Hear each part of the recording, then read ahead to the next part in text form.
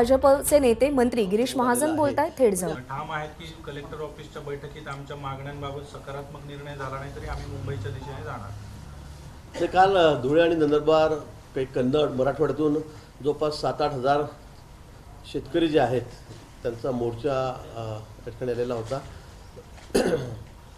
पायी चालत ते मुंबईला जाणार होते आणि रात्री आपण बघितलं की त्यांच्याशी सविस्तर चर्चा 2 तास आपण 1.5-2 तास त्या ठिकाणी आपण होतो आणि सविस्तर चर्चा त्यांच्या मागण्या ज्या होत्या त्या आधीच त्यांनी दिलेल्या होत्या. आणि परवाच एक दिवस आधी माननीय देवेंद्रजी, म्हणजे त्याची सुट्टी होती म्हणून मी गावी आलेलो होतो, पण माननीय देवेंद्रजी आणि त्याची भेट नागपूरला झालेली होती. सविस्तर चर्चा जवळपास 1.5-2 तास चर्चासुद्धा त्यांनी साहेबांसोबत केलेली होती आणि अनेक प्रश्न त्यांचे मार्गी लागलेले आहेत. काही प्रश्न जिल्हा स्तरावरचे आहेत, त्या संदर्भामध्ये सगळे अधिकारी काल होते आणि आम्ही त्यांना आश्वासित केलेलं आहे की आपल्या ज्या मागण्या आहेत, आपले जे प्रश्न आहेत, जे जे शक्य आहेत, जे नियमानुसार आहेत, ते आम्ही सगळे सोडण्याचा प्रयत्न करणार आहोत. आणि म्हणून त्यांनी मला वाटतं आपल्यासमोरच ते या गोष्टीला तयार झालेले आहे. आणि आज मात्र काही स्थानिक पातळीवरच्या प्रश्नांसंदर्भामध्ये तिथले जिल्हाधिकारी आहेत, कमिशनर आहेत, ट्रायबल कमिशनर आहेत, इरिगेशनचे अधिकारी आहेत, हे त्याच्यासोबत बैठक करणार आहेत. मला वाटतं एक तासभर ती बैठक चालेल आणि त्यानंतर यातून सगळा मार्ग निघेल आणि ते परत जातील. कुणबी नोंदणी, कुणबीच्या ज्या नोंदणी आहेत की ज्या आता घेण्याचं काम सुरू आहे, भुजबळांनी जाहीर सभेत त्याच्यावर संशय व्यक्त केलेला आहे कोणाची या सगळ्या कुणबी नोंदणी संदर्भात. मला वाटतं ज्या नोंदी असतील, ज्या नोंदी आहेत त्या पूर्वापार आहेत, त्या की आता काही नवीन तयार केल्या आहेत किंवा काय, मला वाटतं असं समजण्याचं अजिबात कारण नाही. कारण सगळं अधिकारीच त्या ठिकाणी ते तपासत आहेत, ते करता आहेत. त्यामुळे भुजबळ साहेब काय म्हणाले मी अजून ऐकलं नाही, परंतु मला असं वाटतं नियमानुसार सगळे ते छानण्या चाललेल्या आहेत. नियमानुसार त्याची मोजदाद त्या ठिकाणी होते. जिल्हाधिकारी सगळ्या दूर प्रत्येक जिल्ह्यामध्ये लक्ष ठेवून त्या ठिकाणी आहेत. मला वाटतं असं कुठेही चुकीचं काम कुठल्याही बाबतीमध्ये होणार नाही याची खात्री माननीय मुख्यमंत्री महोदय, माननीय उपमुख्यमंत्री महोदय दोघं यांनी दिलेली आहे. भाऊ, आपण काल जरांगे पाटलांना देखील भेटला. त्यांची एक प्रमुख मागणी जी आहे ती पुन्हा एकदा समोर आली. त्यांचं म्हणणं आहे की मराठ्यांना सरसकट कुणबीत्व प्रमाणपत्र देण्यात यावे, कारण आता लाखोंच्या संख्येनं हे सापडत आहेत. तर या मागणीवर सरकार कशा पद्धतीने आता विचार करत? नाही, मी आधी तेच सांगितलं की असं आम्हाला जे आरक्षण द्यायचं आहे ते टिकणार द्यायचं आहे, कायमस्वरूपी टिकणार द्यायचं आहे. शासन या बाबतीमध्ये अतिशय सकारात्मक आहे. माननीय मुख्यमंत्री महोदयांनी वारंवार सांगितलं आहे, देवेंद्रजींनी सांगितलं आहे, अजितदादांनी सांगितलेलं आहे. तर त्यामुळे आरक्षण द्यायचं असेल तर टिकणार दिलं पाहिजे. आता सरसकट आरक्षण कोणत्या नियमात देणार असा कुठला नियमच नाही. मी वारंवार ते सांगतोय, मी जरांगे पाटलांना पण तेच सांगितलं की बाबा असं कुठेही सरसकट देण्याचा नियम किंवा कायदा असा कुठे नाही आहे. असं जर आपण केलं तर ते कोर्टामध्ये तात्काळ फेटाळलं जाईल. जरांगे पाटलांकडून जे शिष्टमंडळ आलं किंवा जे सगळे तज्ज्ञ त्या ठिकाणी आलेत, अभ्यासक आलेत या विषयाचे, त्यांनी सुद्धा ते सांगितलं की असं आपल्याला कुठेही सरसकट आरक्षण द्या असं कुठेही म्हणता येणार नाही किंवा ते सरकारला देता येणार नाही. पण त्यातून आपल्याला मार्ग आहे. आता आपण तपासले त्यातून भरपूर लोक त्या ठिकाणी निघालेले आहेत, भरपूर कुणबीचे दाखले आपल्याला मिळाले. त्यापेक्षा जाऊन क्युरेटिव्ह पिटिशनच्या माध्यमातून हा प्रश्न कायमस्वरूपी मार्गी लागणार आहे. सुप्रीम कोर्टाने आता ती विंडो उघडी ठेवलेली आहे. आपण आपली बाजू त्या ठिकाणी मांडतो आहे. मला वाटतं यातून 100% चांगला निर्णय, सकारात्मक आपल्याला जो अपेक्षित आहे तो निर्णय त्यातून येईल. त्याचबरोबर आपल्याला कल्पना असेल की आपण मागासवर्गीय आयोग याच्यामार्फत पुन्हा या ठिकाणी आपण त्याची तपासणी सुरू केलेली आहे, चौकशी सुरू झालेली आहे. मागासवर्ग आयोग आपण त्या ठिकाणी नेमलेला आहे. परवा एका अध्यक्षांनी राजीनामा दिला म्हणून त्या दिवशी दुसऱ्या दिवशी आपण दुसऱ्या अध्यक्ष त्या ठिकाणी नेमले, सदस्य नेमलेले आहेत. अतिशय शासनाची भूमिका सकारात्मक आहे. शासन या विषयाचा अतिशय वेगाने पाठपुरावा करत आहे आणि हे आपल्याला दिसतंय दररोज काय काय घडामोडी होतात. हे काही असं लपून छपून नाही आहे, हे सगळं बघतायत आपण. आणि म्हणून मला असं वाटतं की आमची भूमिका स्पष्ट आहे. आम्हाला टिकणारं आरक्षण द्यायचं आहे. आता पुन्हा कुठेतरी समाजाची फसवणूक होईल असं अजिबात या ठिकाणी होणार नाही. पण आपण दोन्ही नेत्यांना सांगितलं, जरांगे असो की भुजबळ, एकमेकांवर टीका टिप्पणी करू नका, वातावरण गढूळ करू नका, तर देखील दोघंही नेते टीका करतायत. नाही, मला वाटतं काल तो विषय झालेला होता. परवा रात्री मी गावीच होतो. मी निश्चित मुख्यमंत्री महोदय, उपमुख्यमंत्री महोदय दोघंही यांनाही विनंती करणार आहे आणि भुजबळ साहेबांनाही सांगणार आहे की आपण थोडं, कारण उगाच राज्यामध्ये इतकं वातावरण दूषित होता कामा नये. एकमेकांविषयी आपसामध्ये तीळ निर्माण होईल किंवा आपसामध्ये खूपच द्वेष भावना तयार होईल असं कुठेही वातावरण तयार होता कामा नये. आणि म्हणून यासाठी हे आवश्यक आहे. जरांगे पाटलांना मी परवा म्हटलं की तुम्ही थोडासा संयम ठेवा. ते म्हटले मी ठेवतो, तुम्ही त्यांना सांगा. म्हटलं आम्ही दोघांना सांगू. खरं आहे, कारण विषय दोन्हीकडून संपले पाहिजेत. नाही तर एकाने थांबायचं आणि दुसऱ्याने बोलायचं, मग आरेला कार्य पुन्हा होतं आणि मग विषय तो लांबतो.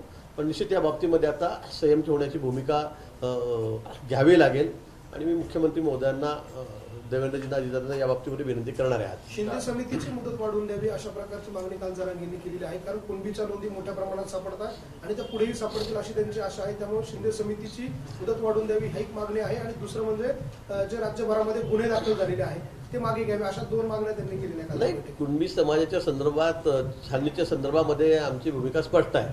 अगदी ज्याचं असेल त्याला मिळालं पाहिजे, ज्याची नोंद असेल जुनी, ज्या पूर्वापार नियमानुसार त्यांच्या नोंदी आहेत त्याला ते मिळालंच पाहिजे. त्यासाठी मुदत वगैरे हा विषय नाही, ही निरंतर चालणारी प्रक्रिया मी असं म्हणेन.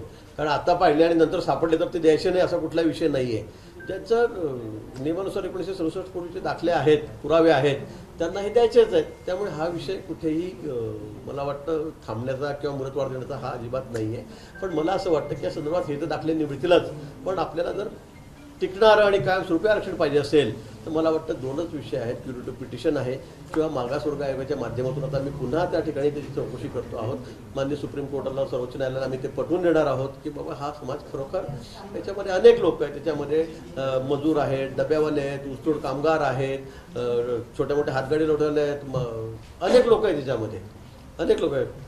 आणि म्हणून मला असं वाटतं की या समाजाला न्याय मिळाला पाहिजे, ही भूमिका शासनाची आहे. भाऊ, जरांगेंची डेडलाईन जवळ आलेली आहे. मराठा उपसमितीची आज बैठक मुख्यमंत्र्यांनी बोलवली आहे. कुठेतरी या सगळ्या आरक्षणासंदर्भात सरकारकडून वेग येतोय आता आरक्षण? नाही, कसं आहे, मी पुन्हा ते सांगेल की बाबा हा विषय असा नाहीये की आम्ही कुठं ठराव केला विधानसभेत की यांना देऊन टाका सरसकट आणि तो मंजूर होईल.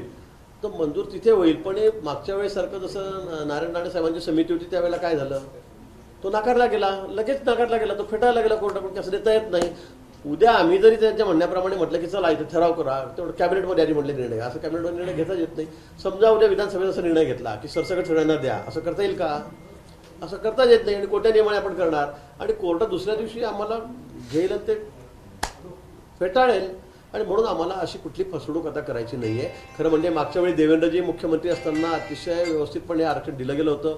मागासवर्गीय आयोग नेमला गेलेला होता. खालच्या कोर्टामध्ये, नंतर हायकोर्टामध्ये, सेशन कोर्टातून हे सगळं टिकवलं गेलं होतं. दुर्दैवाने आमचं सरकार नव्हतं, मान्य उद्धवजींचं सरकार त्या ठिकाणी होतं आणि सुप्रीम कोर्टात मात्र त्यांनी लक्ष न दिल्यामुळे हे आरक्षण फेटाळलं गेलं. त्यामुळे ही सगळी परिस्थिती आज जी निर्माण झालेली आहे ती समोर आलेली. भाऊ, संजय राऊत म्हणतात फडणवीस यांना 2 ज्युनियर लोकांच्या हाताखाली काम करावं लागतं, त्यामुळे त्यांना विस्मरण झाले, त्यांना विपश्यनेची गरज आहे. संजय राऊतांना म्हणा तुम्ही आमची काळजी करू नका, वेळ बदलत असते, पण तुमचं काय असते बघा. आज तुमची अवस्था काय झाली आहे, म्हणजे या एकट्या माणसामुळे शिवसेनेची परिस्थिती आज काय झाली आहे, ना घरके ना घाटके अशी परिस्थिती झालेली आहे. काय अवस्था शिवसेनेची? कोण आहे त्यांच्याकडे? कोण आहे त्यांच्याकडे? 4-6 आमदार राहिलेले नाहीत, 8-10 आमदार राहिलेले नाहीत 55 पैकी. त्यांच्याकडे 2-3 खासदार राहिलेले नाहीत. म्हणजे यांच्या अशा वाजवी बोलण्यामुळे, अद्वत तद्वत बोलण्यामुळे आज उद्धवजींची अवस्था काय झालेली आहे? कोणीच त्यांच्याकडे नाही आहे. आणि आज काय मी तुम्हाला सांगतो, आज ग्रामपंचायत निवडणुका झाल्या, काय रिझल्ट आला, काय राहिलं तुमचं त्या ठिकाणी? आणि मी पुन्हा त्यावेळेला सांगेल की लोकसभेची निवडणूक समोर आहे. मी आता त्यांना तेच सांगतो की तुम्ही एवढी बडबड करण्यापेक्षा, तुम्ही एवढ्या सगळे तुमची एनर्जी वेस्ट करण्यापेक्षा एका जागेवर फक्त लक्ष घाला तुम्ही कुठे. मी तर म्हणतो संजय राऊतांनी कुठे उभं राहावं, त्यांना जी सेफ जागा वाटेल त्या ठिकाणी त्यांनी उभं राहावं, ते जर एवढे मोठे नेते आहेत तर. आणि एक जागा निवडून जाऊन दाखवावी लोकसभेची. मी पुन्हा वारंवार तेच सांगतोय. मग मला असं वाटतं की लोकांचा विश्वास हा भारतीय जनता पक्षावर आहे, मित्र पक्षांवर आहे. लोकांचा विश्वास माननीय मोदींच्या नेतृत्वावर या ठिकाणी आहे, संपूर्ण देशाचा आहे. त्यामुळे यांनी किती बाता ठोकल्या, यांनी किती वायफाट बडबड केली, तर लोकांचा त्यावर विश्वास नाही. भाऊ, पण नाशिकचे उद्धव बाळासाहेब ठाकरे गटाचे महानगर प्रमुख सुधाकर बडगुजर यांच्यावर जी कारवाई होते तर ती दबावामुळे होते, सत्ताधाऱ्यांचा दबाव आहे यंत्रणांवर, म्हणून त्यांच्यावर कारवाई केली. आता 2006चं एक प्रकरण शोधून काढलं आणि त्याच्यानुसार कारवाई होते. नाही, मला वाटतं की आता जी परिस्थिती समोर आलेली आहे, जे फोटो समोर आलेले आहेत, कारण तो सलीम कुत्ता कोण काय मला तर नाव काही फार माहिती, त्यांचे पण जे नाव समोर आलेलं आहे, म्हणजे हा बॉम्बस्फोटाला प्रमुख आरोपी आहे, हा सूत्रधार आहे या कटकस्थानामधला. तर त्यामुळे त्याच्यासोबतचे जे चित्र आहेत आणि ते व्हिडिओ फिल्म त्या ठिकाणी आहेत. त्यामुळे मला असं वाटतं जर कोणी दोषी असेल तर कारवाई होईल, दोषी नसेल तर त्याच्यावर कारवाई होणार नाही. उगाच कोणाला तरी अडकवायचं. मागच्या काळामध्ये जसं माझ्यावर मोका लावून टाकला आणि मला 3-4 वर्षापूर्वी काहीतरी मी कोणाला तरी फोनवर धमकी दिली, तेवढ्यावर माझ्यावर मोका लावून टाकला, तर आपल्याला कल्पना आहे माझ्यावर, माझ्या PPAवर, आमच्यावर काही कारण नसताना, म्हणजे अगदी एवढं सुद्धा एखादं सत्य नसताना एवढा मोठा भाऊ त्यांनी केलेला होता. आणि म्हणून आता तर हे सगळं चित्र समोर आलेलं आहे. त्यामुळे मला असं वाटतं की त्यांना एवढं आकारतांड करण्याची गरज नाही. खडसे म्हणतात की त्याच प्रकरणामध्ये तुमची देखील एसआयटी चौकशी व्हायला पाहिजे. नाही, मी तर तुम्ही सगळे साक्षीदार आहेत त्या घटनेचे, तुम्ही सुद्धा त्या ठिकाणी होते, पण तुमच्यासाठी चौकशी झाली पाहिजे मला तर वाटतं सगळ्यांची. कुंभमेळ्याच्या वेळी इथले जे प्रमुख मस्जिदचे मौलाना होते त्यांच्या नातीचं लग्न होतं. त्यांनी काय आपल्याला खूप आग्रह केला होता सगळ्यांना, आणि अख्खं नाशिक शहर तिथे लग्नाला आलेलं होतं. मी एकटा नव्हतो कुठेतरी बसून पार्टी करतोय म्हणून, तिथे अख्खं नाशिक शहर होतं. सगळ्या पक्षांचे नेते, आमदार, खासदार, नगरसेवक, महापौर, अगदी सगळे राजकीय पक्षाचे A to Z झाडून झटकून त्या ठिकाणी हजर होते. त्या ठिकाणी लग्नाला आम्ही गेलो होतो. आता समोरून लोक आले, कोण कोणाचं नातेवाईक होतं त्याच्यामध्ये, कोण तिथे आलेलं होतं ह्याची आम्हाला छोटीशी कल्पना नव्हती. हे आपल्यालाही माहिती आहे, आणि मी पुन्हा सांगेल की आपण हे सगळ्या गोष्टीचे साक्षीदार आहे. मी तुमची तुम्हाला दाखवून देईल की तुम्ही त्या ठिकाणी सोबत होते आमच्या म्हणून. म्हणून हा विषय लग्नाचा होता. इथले ते मौलाना अजूनही ते आहेत, मोठं नाव त्यांचं नाशिक शहरामध्ये, आणि त्यांच्याकडच्या लग्नाला आम्ही त्या ठिकाणी गेलो होतो. आज अधिवेशनात मुख्यमंत्र्यांकडनं काही निवेदन केलं जाणार आहे मराठा आरक्षणासंदर्भात? मला वाटतं आज त्या संदर्भामध्ये उत्तर अजून मला चर्चा पूर्ण झाली की नाही मला माहिती. 2 दिवस सुट्टी होती, पण शेवटच्या दिवशी रात्री खूप उशिरापर्यंत सुद्धा हाऊस चाललेलं होतं, आणि अजून बोलणारे सदस्य खूप आहेत. आज जर चर्चा पूर्ण झाली तर आज उत्तर देतील, नाही तर उद्या या संदर्भामध्ये माननीय मुख्यमंत्री महोदय उत्तर देतील. आणि मला वाटतं त्या उत्तरानंतर सगळ्यांचं समाधान होईल असं मला वाटतं. आंदोलकांवरील ते गुन्हे दाखल झालेले आहेत, ते मागे घ्यावे अशी जरांगीची मागणी त्यांनी तुमच्याकडे देखील ती बोलून दाखवली. नाही, आंतरवलीमध्ये त्या ठिकाणी सुरुवातीला सांगितलं गेलं होतं की या ठिकाणी जे निरपराध आहेत किंवा आहेत त्यांना त्यांच्यावर जे गुन्हे दाखल झाले आहेत ते आम्ही मागे घेऊ, हे त्यावेळेला सांगितलं गेलं होतं. निश्चित त्या बाबतीमध्ये कार्यवाही होईल, त्या बाबतीमध्ये आम्ही कुठेही नाही म्हटलेलं नाही. पण नंतरच्या काळामध्ये बीडला, माजलगावला ज्या पद्धतीने नेत्यांचे असतील, सामान्य लोकांचे असतील, काही गाड्याची तोडफोड झालेली आहे, आणि अतिशय भयंकर असं प्रकरण ते होतं. खरं म्हणजे उभ्या बघता बघता सगळी होळीच बंगल्यांची मोठमोठ्या त्या ठिकाणी झालेली होती, घरांची झालेली होती. त्यामुळे मला वाटतं असं जर आपण सरसकट सगळ्यांना सोडून दिलं तर कायद्याचं राज्यच राहणार नाही राज्यामध्ये. कोणी कोणाचं येईल, कोणी कोणाचं घर जाळेल, कोणी कोणाची गाडी जाईल उद्या जाऊन, कोणी कोणाला रस्त्यावर मारेल.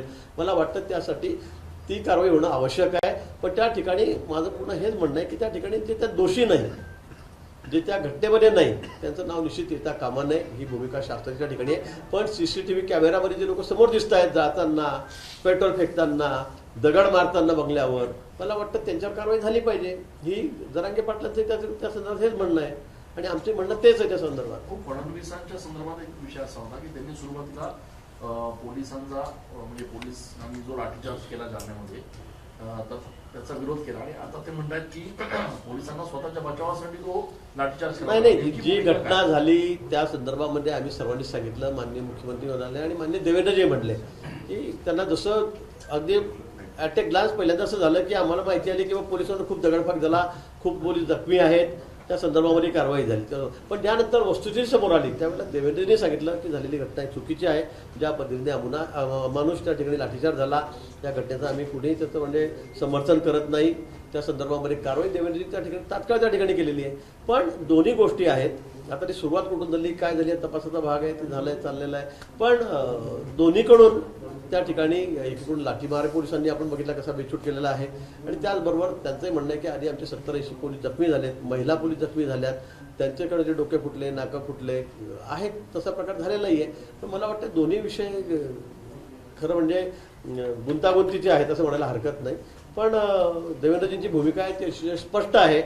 आताही त्यांनी जे म्हटलं की बाबा पोलिसांवरही अमानुष त्या ठिकाणी म्हणजे ज्या पद्धतीने त्या ठिकाणी दगडफेक झालेली आहे, अमानुष मी म्हणणार नाही, पण त्या पद्धतीने काही तिथल्या लोकांनी दगडफेक केलेली ती आपल्याला त्या चित्रीकरणामध्ये त्या ठिकाणी दिसते. आगामी लोकसभा निवडणुकामध्ये अनेक जे आमदार आहेत, अनेक दिग्गज आमदारांना लोकसभा निवडणूक लढवण्यासाठी भाजप आग्रही आहे. आपलंही नाव त्यामध्ये येत आहे, अशा पद्धती चर्चा आहे. आपल्या कानावर काही आलंय का? नाही, माझ्याकडे या बाबतीमध्ये काही चाललेलं नाही. मी आपल्या माध्यमातूनच ऐकतोय, तेच माझ्या कानावर आलेलं आहे. आपणच सांगतात की मी खासदारला पाठवणार आहे, वरती पाठवणार आहे. शेवटी पक्षाचा निर्णय, पक्ष तो निर्णय घेईल. मी तर पक्षाचा सुरुवातीपासून अगदी शालेय जीवनापासून संघाचा स्वयंसेवक आहे, आपल्याला कल्पना आहे. ABVPला मी होतो, नंतर पक्षामध्ये 30 वर्ष. मी तर कुठे असा पक्ष वगैरे बदललेला नाही किंवा माझ्या मनामध्ये तशी इतरांसारखी स्वतःची कल्पना आली नाही की बस आता सरकार गेलं आता मला काही भेटत नाही म्हणून मग मी इकडे जाऊ का तिकडे जाऊ, म्हणजे पळापळ करून उंदरासारखी. तसं काही माझा स्वभाव नाही आहे. पक्ष जो सांगेल तो आदेश मला शिरसावध्य आहे. थँक्यू. एक शेवटचा प्रश्न. दाऊद इब्राहिमच्या संदर्भात कालपासून एक बातमी सोशल मीडियावर येते की दाऊदवर विष प्रयोग झाला आणि त्याची अत्यावस्थ परिस्थिती आहे. पाकिस्तानमधला सोशल मीडिया देखील बंद करण्यात आला. तुमच्याकडे तशी काही माहिती आली? नाही बाबा, माझ्याकडे काही माहिती, ज्यांच्याकडे माहिती त्यांना जाऊन विचारा. दौडच्या संबंधित लोकांना विचारा. तर जे आरोपी आहेत किंवा जे दोषी असतील तर त्यांच्यावरती कारवाई होईल, जर दोषी नसतील त्या कारवाईतून त्यांची मुक्तता होईल, अशी प्रतिक्रिया गिरीश महाजन यांनी दिली आहे.